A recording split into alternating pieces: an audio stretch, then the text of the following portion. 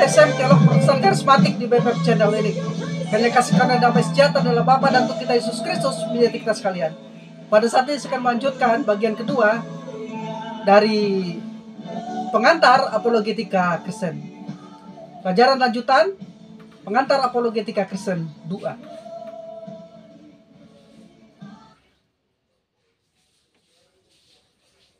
Sekarang saya akan menjelaskan fungsi apologetika. Salah satu fondasi dari apologetika sudah saya jelaskan di bagian sebelumnya adalah memahami fungsi apologetika. Nah, sekarang saya akan menjelaskan fungsi dari apologetika Kristen. Apologetika Kristen merupakan cara menyajikan pembelaan yang masuk akal tentang iman dan kebenaran Kristen kepada orang yang tidak setuju atau orang yang belum percaya.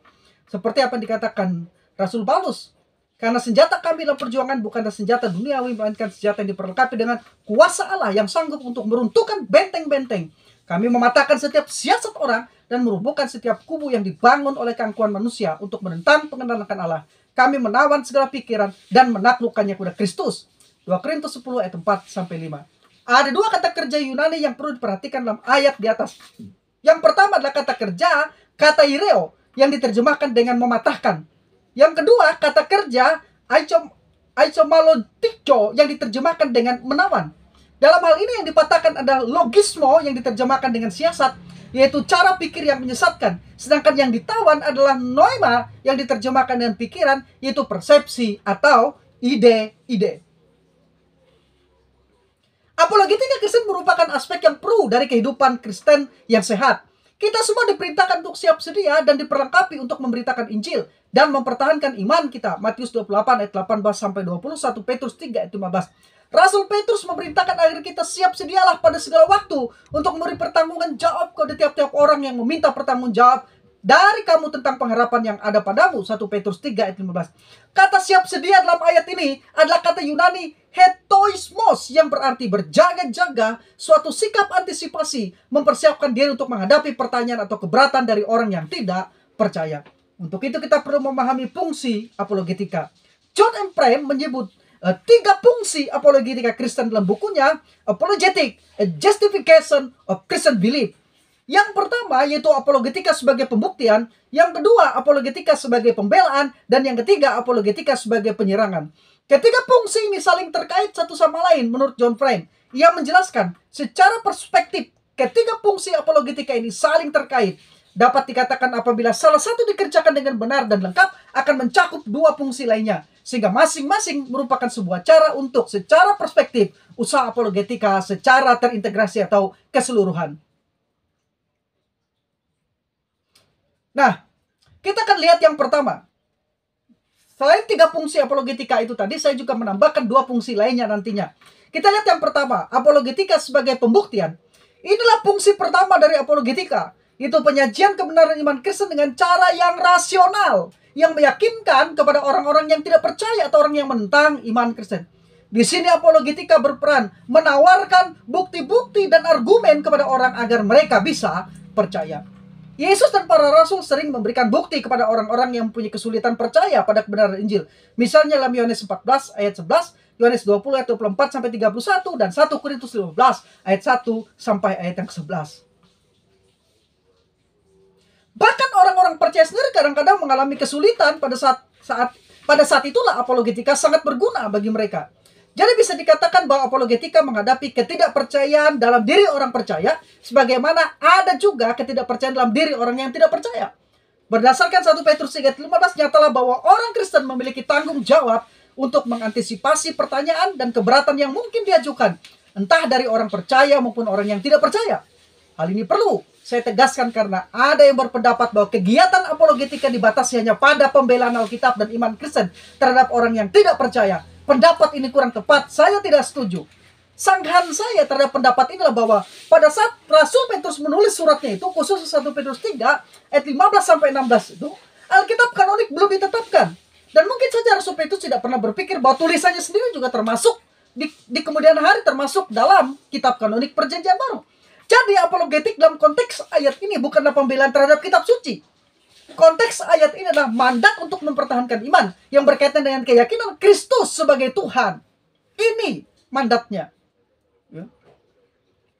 Nah, perhatikan bahwa dalam ayat ini Petrus menasihati. 1. Agar orang percaya siap sedia dalam segala waktu untuk memberikan pertanggungjawaban kepada setiap orang yang bertanya tentang pengharapannya sebagai orang percaya. 2, pertanggungjawaban itu disampaikan kepada tiap-tiap orang yang memintanya. Frase tiap-tiap orang berasal dari kata Yunani pas. Di sini berarti semua orang atau setiap orang atau siapa saja. Tentu saja yang terutama kepada orang-orang yang belum percaya, tetapi tidak ada pembatasan yang demikian. Karena Petrus 16 menambahkan mereka yang memfitnah kamu. Siapapun, entah orang percaya atau tidak percaya, ketika dia memfitnah iman saudara, saudara harus memberikan apologetik kepada mereka. Kegiatan pembelaan pertanggungjawaban iman saudara. Nah, itu saya sepakat dengan Wikipedia Ensiklopedia Bebas yang menjelaskan bahwa apologetika adalah ilmu ini berusaha menjawab pernyataan sikap kaum skeptisisme yang meragukan keberadaan Allah atau menyerang kepercayaan kepada Allah yang terdapat dalam Alkitab. Pembelaan ini dapat ditujukan kepada pemeluk agama yang lain, aliran Kristen yang lain, warga komunitas sendiri yang ragu-ragu, atau kepada orang beriman biasa ingin mengerti bahwa iman mereka dapat dipertanggungjawabkan. Itu tadi fungsi apologetika yang pertama. Apologetika sebagai pembuktian. Sebagai orang Kristen yang beriman pada Kristus, kita seharusnya memiliki pengetahuan dan informasi yang cukup dan benar tentang iman kita. Memiliki kesiapan dan kerinduan untuk membagi kebenaran yang kita percayai. Dan selalu siap dengan jawaban yang memadai pada saat kita ditanya tentang suatu pertanyaan tentang iman kita tersebut. Yang kedua, fungsi apologetika yang kedua, yaitu apologetika sebagai pembelaan. Inilah fungsi kedua dari apologetika. Fungsi ini juga disebut apologetika defensif. Apologetika ini mengasumsikan adanya inisiatif dari pihak orang tidak percaya. Orang tidak percaya mengajukan keberatan, kemudian orang percaya menanggapinya. Secara defensif, apologetika bertujuan untuk menyingkirkan halangan untuk orang menjadi percaya. Ya, halangan sehingga orang-orang yang tidak percaya ini akhirnya dapat percaya. Halangan ini harus disingkirkan. Banyak orang menolak untuk percaya karena mereka mengalami kesulitan, seperti masalah kejahatan dan penderitaan, masalah inkarnasi atau kebangkitan, dan ketidakmungkinan adanya mujizat. Apologetika adalah pembelaan yang berusaha untuk menjawab keberatan-keberatan dari ketidakpercayaan. Rasul Paulus menggambarkan misinya sebagai pembelaan dan penegasan Injil, Filipi 1 ayat 7 dan 16. Penegasan dapat mengacu pada apologetika pembuktian di atas, tetapi pembelaan secara khusus berfokus pada pemberian jawaban terhadap keberatan-keberatan yang diajukan.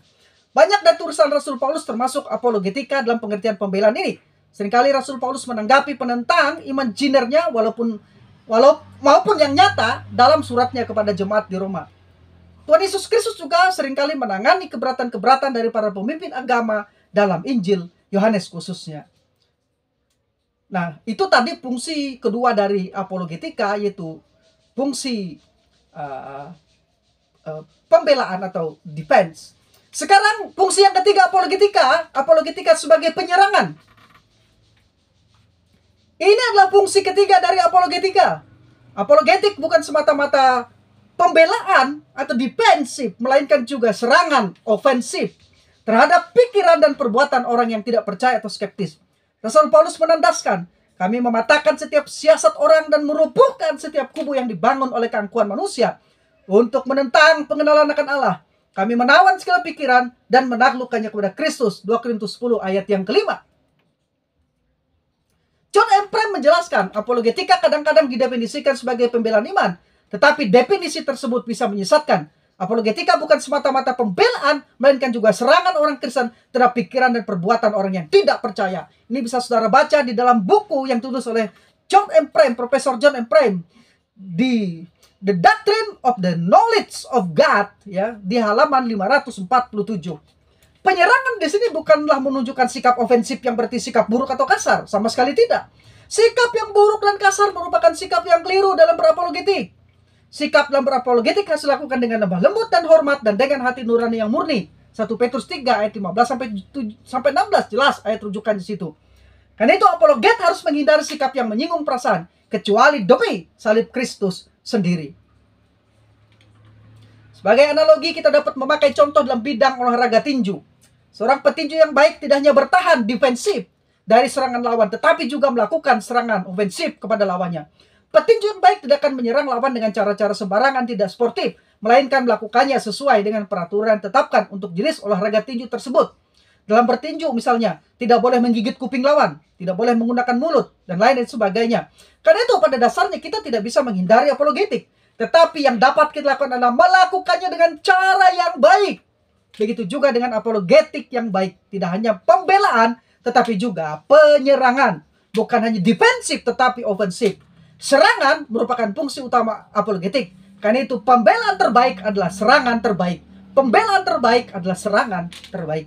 Semua usaha untuk memberikan bukti dan argumen apologetika Kristen tidak akan menjadi klimaks apabila kita hanya berhenti pada fungsi pembuktian dan pembelaan kebenaran-kebenaran Kristen tanpa melanjutkan dengan memperlihatkan defisiensi pandangan orang yang tidak percaya atau kekeliruan atau kelemahan dari pandangan-pandangan mereka.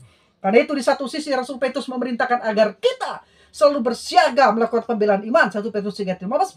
Di sisi lain, Rasul Paulus menandaskan melakukan perlawanan terhadap hati, pikiran, dan ide-ide dari ketidakpercayaan, dari orang-orang yang tidak percaya dan orang-orang yang antagonis terhadap iman Kristen. 2 Korintus 10 ayat yang kelima dijelaskan oleh Rasul Petrus. Dijelaskan oleh Rasul Paulus bahwa kita harus memberikan perlawanan terhadap ide, pikiran, dan gagasan-gagasan orang yang tidak percaya. Nah, selain ketiga fungsi itu tadi, fungsi pembuktian, pembelaan, dan penyerangan, saya menambahkan 2 fungsi lainnya dari apologetika. Fungsi yang keempat, apologetika sebagai kegiatan iman dan akal. Beberapa orang Kristen telah mengkontraskan antara iman dan akal. Kekristenan seharusnya menempatkan iman dan akal bukan sebagai dua hal yang bertentangan.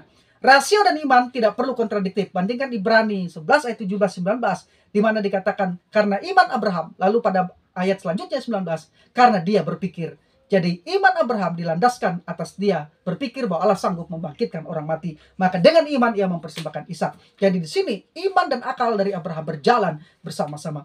Kristus memerintahkan kita untuk mengasihi Tuhan Allah dengan akal budi kita, rasio kita. Dalam Matius 22 ayat 37, kasih Tuhan Allahmu dengan sehatimu, jiwamu, dengan segenap rasiomu, nousmu, kata Yunaninya nous. Dengan akal budimu, dengan rasiomu, dan dengan segenap kekuatanmu. Nah, kekristenan yang terus berkembang akan selalu menghadapi klaim palsu, distorsi, salah interpretasi atas kitab suci, dan praktek keliru dari bidat-bidat. Karena itu, dalam apologetika yang harus diingat adalah bahwa iman dan akal sedang menghadapi musuh-musuh yang sama. Mereka yang mendiskreditkan apologetik sebagai bersifat intelektual dan rasional yang berlebihan misalnya, harus berpikir, harus menyadari bahwa dalam kehidupan kita sehari, kita tidak pernah bisa menghindari proses berpikir atau proses rasional. Dalam kehidupan kita sehari-hari, kita berpikir. Kita melakukan aktivitas yang membutuhkan pemikiran. Kita pergi ke pasar, kita menggunakan rasionalitas kita ketika kita berbelanja. Kita bekerja menggunakan rasionalitas kita. Dalam urusan rumah tangga kita juga menggunakan rasionalitas. Perasaan memang mempunyai tempatnya, tapi tidak bisa menggantikan rasionalitas kita dalam menentukan benar, salah, baik, dan buruk. Itu adalah kapasitas pikiran kita. Harus ingat bahwa dalam apologetik yang kita lawan bukanlah orangnya, melainkan hati, pikiran, ide-ide, dan ketidakpercayaannya. Karena itu sasaran apologetika bukanlah kemenangan kita, melainkan kemenangan kebenaran. Orang-orang diyakinkan dengan kebenaran yang kita sampaikan, itu adalah kemenangan kita. Apologetika yang kelima, sekarang yang kelima, apologetika untuk pertumbuhan. Apologetika adalah alat untuk membantu orang Kristen bertumbuh dengan mengenali imannya. Orang Kristen yang mengenali imannya tidak akan menjadi orang Kristen yang ragu-ragu mengenai pengajaran-pengajaran yang salah, sehingga tidak mudah ditipu oleh ajaran tersebut. Apologetika yang diajarkan dilakukan dengan benar akan bermanfaat bagi orang Kristen untuk menghadapi wawasan dunia yang menyesatkan dari berbagai isme-isme. Allah telah memberikan para pemimpin dalam gereja untuk mengajarkan kebenaran iman Kristen kepada orang-orang percaya, sehingga mereka bertumbuh dan didewasakan. Para pemimpin, para pendeta, para gembala, para guru-guru harus bisa mengajar. Untuk bisa mengajar, mereka harus belajar. Dan dalam belajar ini mereka harus siap untuk diajar. Ya. Baru kemudian mereka bisa mengajar. Jangan mengajar kalau Anda tidak belajar, sebab Anda akan mengajar yang salah tentang isi iman Kristen. Ya. Karena itu seharusnya kita bersedia diperlengkapi dan diperkuat dalam iman, sehingga lebih baik dan efektif untuk melayani dan memenangkan orang bagi Kristus. Dikatakan oleh Rasul Paulus, dan ialah yang memberikan baik rasul-rasul maupun nabi-nabi, baik pemberita-pemberita Injil maupun gembala-gembala dan pengajar-pengajar, untuk memperlengkapi orang-orang kudus bagi pekerjaan pelayanan, bagi pembangunan tubuh Kristus, sampai kita semua telah mencapai kesatuan iman dan pengetahuan yang benar tentang anak Allah, kedewasaan penuh dan tingkat pertumbuhan sesuai dengan kepenuhan Kristus, sehingga kita bukan lagi anak-anak yang diombang-ambingkan oleh rupa-rupa angin pengajaran, oleh permainan palsu manusia dalam kelicikan mereka yang menyesatkan. Tetapi dengan teguh berpegang kepada kebenaran, di dalam kasih kita bertumbuh dalam segala hal karena Dia, Kristus yang adalah kepala. Efesus 4 ayat 11-15.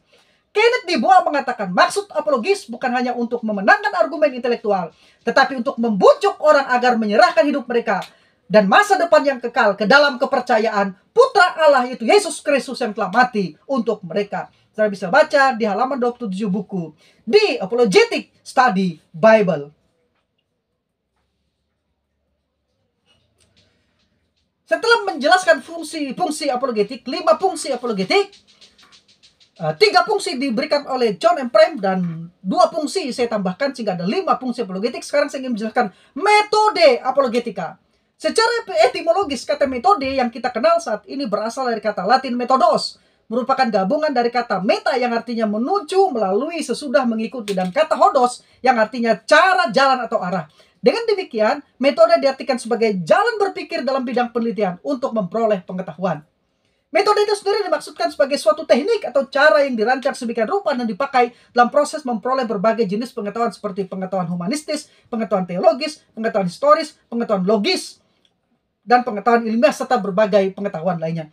Sejauh ini kita telah melihat memahami apologetik itu penting bagi pertanggungjawaban iman, sebagaimana yang diamanatkan dalam 1 Petrus 3 ayat 15-16. Tetapi dalam upaya mempertanggungjawabkan iman harus diakui bahwa ada beberapa orang Kristen yang melakukan apologetik secara tidak baik.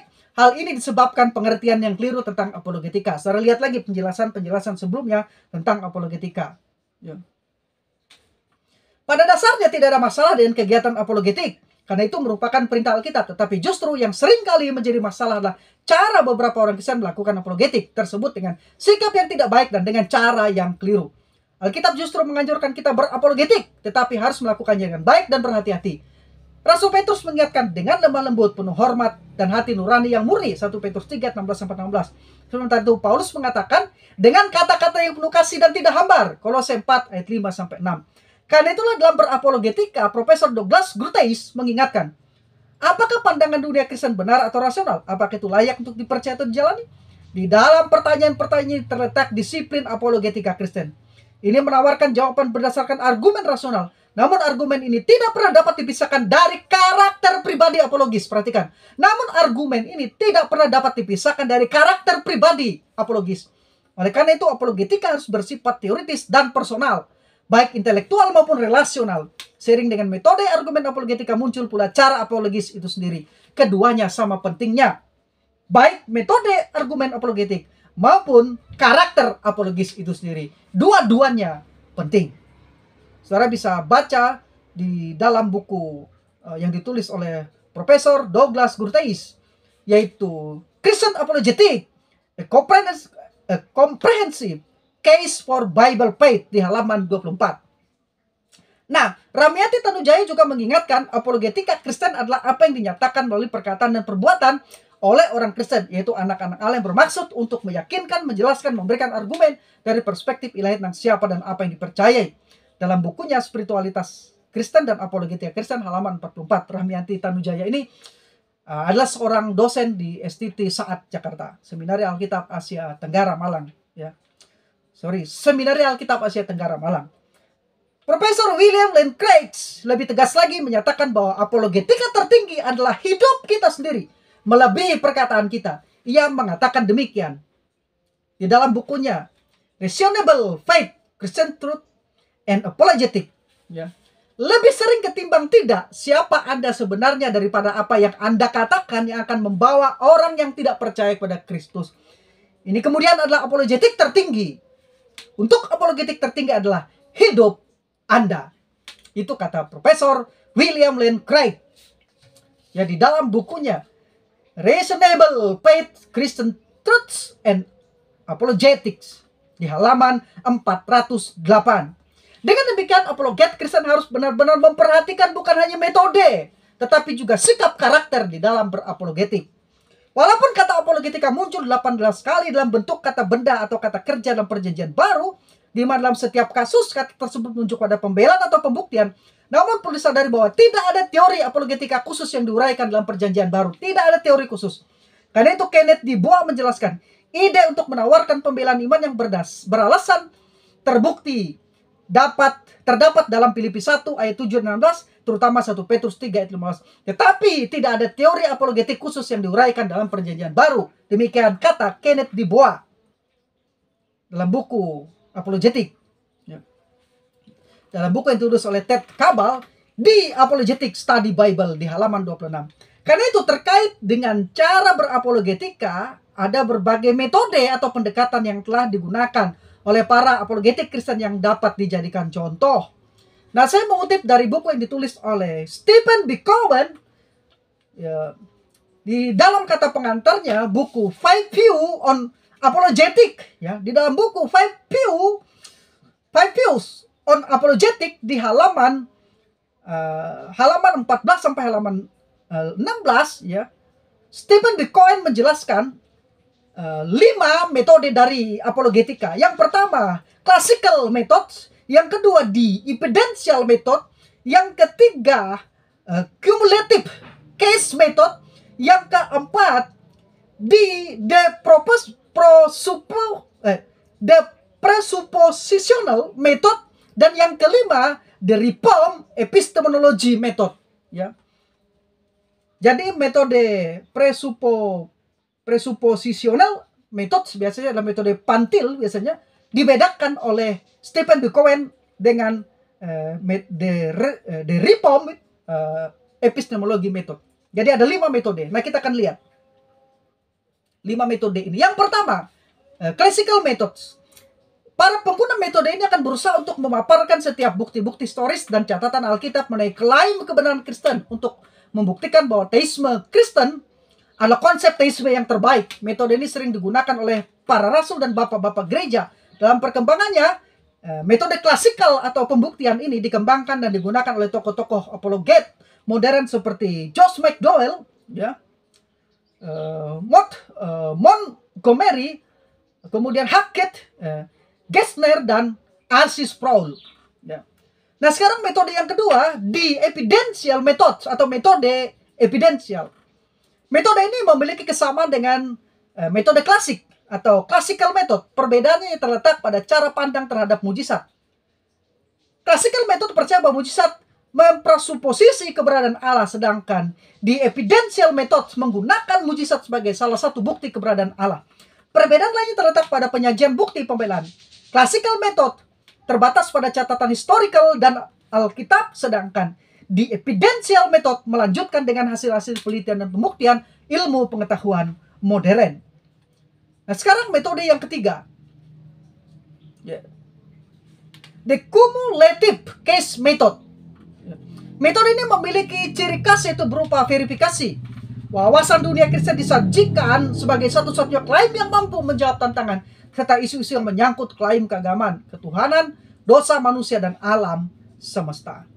Kemudian metode yang berikutnya yaitu the presuppositional method.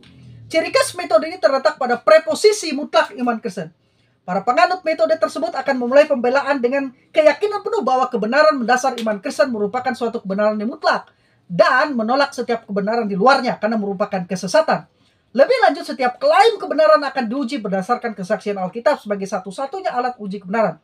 Hal yang mendasari klaim dalam metode ini adalah keyakinan konsep dasar dosa, bahwa kejatuhan dan kerusakan total manusia telah berdampak pada interpretasi yang pasti keliru terhadap realitas. Para apologet yang menggunakan metode ini antara lain Cornelius Pantil, Greg Bunsen, John Frame, dan Richard Pratt. Ya. Sekarang metode apologetika yang kelima, the reform epistemology methods. Ciri mendasar metode ini adalah kebergantungan mutlak pada sifat Allah yang merupakan kebenaran mutlak tanpa harus ada pembuktian. Keyakinan tersebut yang menjadi titik tolak dalam apologetika, sehingga fokus utama dari metode ini bukan lagi mengenai pembuktian tetapi kepada penyerangan. Para teolog dan apologet Kristen berbeda pendapat satu dengan lain tentang jenis argumen yang dapat digunakan maupun cara menanggapi orang-orang. Mereka sering berdebat soal metode mana yang paling efektif. Isu ini terkait dengan epistemologi, yaitu cara mencapai sebuah kebenaran. Ya. Jadi orang Kristen dapat menggunakan kelima metode di atas sesuai situasi dan tergantung kepada jenis orang yang dihadapi. Hal ini kelihatannya lebih efektif ketimbang hanya menggunakan satu metode saja. Tapi memang harus ada salah satu dari 5 metode itu yang kita kuasai. Tapi adalah baik kalau kita bisa menggunakan kelima metode ini sesuai dengan orang dan situasi atau kondisi dalam apologetika. Jadi itu tadi tentang metode apologetika. Sekarang saya ingin menjelaskan peran Roh Kudus. Nah, di atas sebelumnya di sesi pengantar apologetika, sesi yang pertama, saya menyebutkan 6 fondasi apologetika, yaitu dasar-dasar kualifikasi yang perlu dimiliki oleh seorang apologet yang baik. Satu dari fondasi dasar tersebut adalah ketergantungan seorang apologet pada Roh Kudus. Nah, pneumatologis karismatik, sebagai seorang teolog karismatik, pneumatologis karismatik sangat menekankan pentingnya ketergantungan pada Roh Kudus ini dalam kehidupan maupun pelayanan, termasuk dalam kegiatan apologetik. Karena itu di sini penting bagi kita untuk mengetahui peran penting Roh Kudus dalam memampukan kita untuk dalam pelayanan apologetika yang membuat perbedaan dalam hidup orang lain. Yang pertama, Roh Kudus memampukan kita berbicara. Roh Kudus memampukan kita untuk berbicara dengan cara menghasilkan perbedaan. Kisah Para Rasul 14 ayat yang pertama, di mana Lukas mencatat bahwa Rasul Paulus dan para muridnya mengajar sedemikian rupa sehingga sejumlah besar orang menjadi percaya, baik orang Yahudi maupun orang Yunani. Namun Rasul Paulus menyatakan ketergantungannya yang besar pada karya Roh Kudus ketika menerangkan bahwa perkataan dan pemberitaannya tidak disampaikan dengan kata-kata hikmat yang meyakinkan, tetapi dengan bukti bahwa Roh Kudus berkuasa. 1 Korintus 2 ayat yang keempat, saudara bisa baca di sana. Jadi Roh Kudus bekerja di balik layar untuk menginsafkan orang lain dengan menggunakan kata-kata yang diucapkan oleh Rasul Paulus. Kata-kata kita pun dapat memberikan dampak yang besar pada hidup orang lain. Jika kata-kata itu diberi kuasa oleh Roh Kudus, semakin meyakinkan kata-kata yang kita ucapkan, Roh Kudus semakin dapat menggunakannya untuk mempengaruhi orang lain. Dengan kata lain, apologet hanya dapat mengerahkan orang yang belum percaya kepada atau agar mempercayai Injil. Tetapi hanya Roh Kudus yang dapat menggerakkan orang tidak percaya tersebut untuk percaya. Sekarang peran Roh Kudus selanjutnya, menyadarkan orang akan dosa. Hanya Roh Kuduslah yang dapat menyadarkan seseorang akan dosa.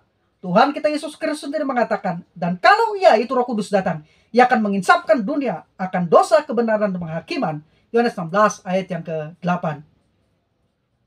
Apologetika sebaik apapun tidak pernah menyelamatkan seorang pun. Hanya Allah saja yang dapat menyelamatkan. Tepatnya apologetika yang baik hanyalah alat yang dapat dipakai oleh Roh Kudus dalam membawa seseorang kepada Kristus. Sekarang peran Roh Kudus yang ketiga, melahirbarukan orang. Hanya Roh Kudus yang dapat mempertobatkan seseorang dari pendosa menjadi orang yang lahir baru dan diselamatkan. Tuhan Yesus Kristus mengatakan, Aku berkata kepadamu sesungguhnya, jika seorang tidak dilahirkan dari air dan Roh Kudus di sana, ia tidak dapat masuk dalam kerajaan Allah. Apa yang dilahirkan dari daging adalah daging, dan apa yang dilahirkan dari Roh adalah Roh. Yohanes 3 ayat 5-6. Ketika Roh Kudus melahirbarukan seorang, maka seketika ia memiliki hidup yang kekal. Sekarang yang keempat, peran Roh Kudus dalam kegiatan apologetika lah memampukan hidup yang saleh. Roh Kudus memampukan kita untuk menjalani hidup yang saleh, menjadikan kita sebagai alat yang lebih baik, di mana melaluinya dia bisa berkarya. Sikap Rasul Paulus selama dalam penjara telah menyemangati banyak orang untuk semakin berani berkata-kata tentang firman Allah tanpa takut. Filipi 1:14. Hidup Rasul Paulus adalah bukti yang kuat bagi banyak orang bahwa Allah adalah nyata dan Yesus benar-benar Mesias. Demikian juga kita tidak hanya harus menyatakan kebenaran Injil secara bersemangat, tetapi juga harus memiliki hidup yang saleh dan memuliakan Allah. Semangat saja tidak cukup. Anda harus memiliki hidup yang saleh dan memuliakan Allah. Hal ini sangat penting terutama untuk menjangkau orang-orang yang banyak dipengaruhi pemikiran postmodern. Orang-orang pada zaman ini tidak peduli seberapa banyak kita tahu sampai mereka tahu seberapa banyak kita peduli dan hanya merasa dapat mempercayai kita. Karena itu kita harus memohon kepada Allah untuk menolong kita agar kita hidup dengan penuh hikmat. Kolose 4 ayat 5. Terutama terhadap orang-orang luar yang belum percaya. Orang-orang yang belum percaya memperhatikan kita dan mendengarkan dengan cermat percakapan kita untuk melihat apakah yang kita katakan sesuai dengan perilaku kita. Sikap dan tindakan kita merupakan rujukan yang mereka punya untuk menjadi percaya. Dengan kata lain, perkataan dan perbuatan kita merupakan refleksi apakah iman kita dapat dipercaya atau tidak. Saudara bisa lihat lagi penjelasan di poin 4 pondasi apologetika. Sekarang saya ingin menjelaskan di sesi ini, yaitu perlunya apologetika. Sejauh ini kita telah melihat definisi, arti, kemudian telah melihat fungsi apologetika, kita juga melihat metode apologetika, kita juga melihat fondasi apologetika, peran Roh Kudus. Sekarang kita akan melihat perlunya apologetika. Kenapa apologetika itu perlu? Rasul Paulus dalam pidato perpisahannya dengan jemaat di Efesus dalam Kisah Para Rasul 20 ayat 28-31 mengingatkan para penatua tentang adanya bahaya yang dihadapi oleh jemaat, yaitu penyerangan bersifat eksternal karena berasal dari luar jemaat, dan penyesatan bersifat internal karena muncul dalam jemaat itu sendiri. Saya bacakan Efesus Kisah Para Rasul 20 ayat 28 sampai ayat yang ke-31. Karena itu jagalah dirimu dan jagalah seluruh kawanan, karena kamulah ditetapkan Roh Kudus menjadi penilik untuk menggembalakan jemaat Allah diperoleh dengan darah anaknya sendiri. Aku tahu bahwa sesudah aku pergi, serigala-serigala yang ganas akan masuk ke tengah-tengah kamu dan tidak akan menyayangkan kawanan itu. Bahkan dari antara kamu sendiri akan muncul beberapa orang yang dengan ajaran palsu mereka berusaha menarik murid-murid dari jalan yang benar, dan supaya mengikuti mereka. Sebab itu berjaga-jagalah, dan ingatlah bahwa aku 3 tahun lamanya siang malam dengan tiada berhenti-hentinya menasihati kamu masing-masing dengan mencucurkan air mata. Nasihat dan peringatan Rasul Paulus tersebut masih relevan dengan kekristenan saat ini terhadap esensial doktrin Kristen yang menghadapi penyesatan dan penyerangan. Kekristenan yang terus berkembang akan selalu menghadapi klaim palsu, distorsi, salah interpretasi atas kitab suci, dan praktek keliru dari internal kekristenan itu sendiri. Keharusan apologetika Kristen disebabkan oleh adanya dua bahaya yang dihadapi. Satu, penyesatan, dan kedua, penyerangan terhadap dasar-dasar kekristenan, doktrin dasar Kristen. Yang pertama, penyesatan atau yang berasal dari dalam. Penyesatan bersifat internal karena muncul dari dalam kekristenan itu sendiri. Misalnya penyesatan oleh para bidat seperti Mormonisme, Saksi Yehova, Arianisme, Unitarianisme, Sabellianisme, dan lain-lain. Dan yang kedua, penyerangan. Penyerangan bersifat eksternal karena berasal dari luar kekristenan. Misalnya penyerangan dari para oponan Kristen seperti Yudaisme Rabinik, serta apologet dan Isalok Mualaf. Juga bahaya dari liberalisme. Teolog Injili Paulus Daun menjelaskan bahwa kekristenan seringkali menghadapi ancaman dalam perkembangannya, baik ancaman dari luar maupun dari dalam. Ancaman dari luar biasanya berupa perusakan, penganiayaan, dan pembakaran gereja. Sementara ancaman dari dalam berupa doktrin menyesatkan yang tidak sesuai dengan kebenaran Alkitab. Doktrin menyesatkan ini sering dikenal dengan sebutan bidat. Saudara bisa baca di buku Paulus Daud, Bidat Kristen dari Masa ke Masa, di halaman 3. Harus dipahami, penyesat di sini bukan setiap orang yang berselisih paham dengan kita. Karena perbedaan pendapat, perbedaan tafsiran teologi atau pandangan tertentu. Perbedaan pendapat, tafsiran teologi atau pandangan tertentu merupakan hal yang biasa dan tidak dapat dianggap sebagai alasan yang sah untuk menyatakan bahwa seseorang adalah penyesat atau pelayan setan.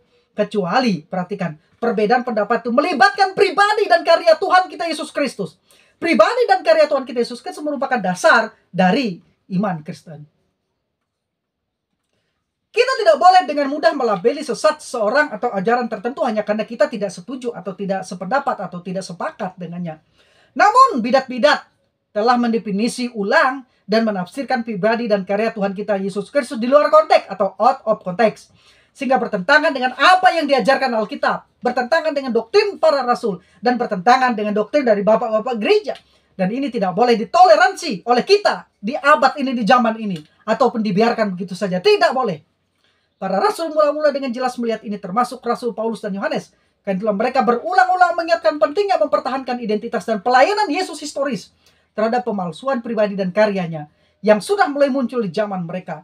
Para penyesat pada zaman rasul-rasul antara lain Gnostisisme, 1 Yohanes 2 ayat 22 dan 1 Yohanes 2 ayat 4 dan 6. Galatianisme dalam bentuk legalisme atau nominianisme yang mengharuskan orang Kristen non-Yahudi disunat dan mematuhi hukum Taurat, Galatia 3 ayat 1-4. Dan asketisisme yang mengajarkan keselamatan karena mengekang diri dari hawa nafsu dan menyiksa, Kolose 2 ayat 1-23, yang begitu mengancam gereja di Korintus, Kolose, Galatia, Efesus, dan lainnya.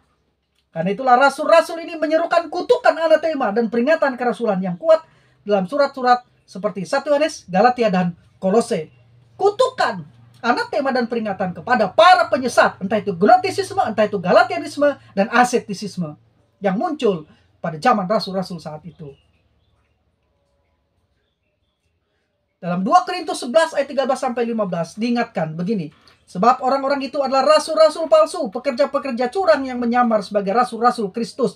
Hal itu tidak usah mengherankan sebab iblis pun menyamar sebagai malaikat terang. Jadi bukanlah suatu hal yang ganjil jika pelayan-pelayan menyamar sebagai pelayan-pelayan kebenaran. Kesudahan mereka akan setimpal dengan perbuatan mereka. 2 Petrus 2 ayat 1 dan 2 dikatakan, sebagaimana nabi-nabi palsu, jadi sudah ada zaman dahulu tampil di tengah-tengah umat Allah. Demikian pula di antara kamu akan ada guru-guru palsu. Mereka akan memasukkan pengajaran-pengajaran sesat yang membinasakan. Bahkan mereka akan menyangkal penguasa yang telah menebus mereka, dan dengan jalan demikian segera mendatangkan kebinasaan atas diri mereka. Banyak orang akan mengikuti cara hidup mereka yang dikuasai hawa nafsu, dan karena mereka jalan kebenaran akan dihujat. Saudaraku, itu tadi ayat Alkitab tentang nabi-nabi palsu dan para bidat. Rasul-rasul palsu, nabi-nabi palsu, penginjil-penginjil palsu yang mengajarkan Injil yang lain dan Kristus yang lain. Lalu bagaimana kita dapat mengenali para penyesat atau bidat-bidat di zaman kita ini? Adakah kriteria yang dapat dijadikan acuan untuk mengenali bidat-bidat? Saya akan menjelaskan ini di sesi yang berikutnya. Saya akan menjelaskan bagaimana kita dapat memahami dengan tepat apa yang dibicarakan kitab suci, dan bagaimana kitab suci mengajarkan kita dapat mendeteksi bidat-bidat yang ada yang muncul saat ini. Saya akan memberikan beberapa contoh kontemporer dari para bidat saat-saat ini di sesi yang berikutnya. Saya pikir ini yang bisa saya bagikan saat ini. Ya. Dan saya ingin mengakhiri dengan closing statement saya, khusus untuk pengantar apologetika sesi 1 dan sesi 2. Saat ini kita hidup di era yang sangat mengedepankan intelektualitas dan pembuktian yang valid. Karena itu orang-orang Kristen dituntut untuk memberi jawab yang cerdas, rasional, dan bukti-bukti yang valid. Karena itu saat membicarakan iman Kristen dan rasionalitas, kita perlu mempertimbangkan 3 hal berikut. Pertama, kapasitas berpikir kita merupakan bagian dari gambar Allah dalam diri kita. Rasionalitas manusia mencerminkan rasionalitas pencipta. Penggunaan pikiran atau akal budi kita merupakan tindakan yang memuliakan Allah. Matius 22 ayat 37. Yang kedua, iman Kristen bukanlah tidak masuk akal. Tidak satupun yang irasional dari kepercayaan yang diwariskan kepada kita. Iman Kristen selalu melibatkan unsur-unsur pengetahuan dan pembuktian kebenaran, serta tindakan kehendak untuk mempercayai kebenaran itu. Dan yang ketiga, kepercayaan Kristen itu sangat-sangat masuk akal. Berbeda dari beberapa kepercayaan atau isme atau agama lain di dunia ini. Iman Kristen bersedia diuji secara rasional, baik fakta-faktanya maupun keakuratan. Sementara ada beberapa kepercayaan agama lain tidak bersedia diuji imannya, agamanya, dan kitab sucinya. Iman Kristen bukanlah lompatan di dalam kegelapan, melainkan didukung oleh bukti-bukti yang terang dan dapat dipertanggungjawabkan. Jadi, apologetika melibatkan kegiatan iman dan kegiatan akal. Dan kita harus melakukannya dengan iman dan dengan logika yang tajam. Ini yang saya bisa bagikan dalam sesi 1 dan 2 pengantar apologetika Kristen. Saya Sam, teolog Protestan karismatik.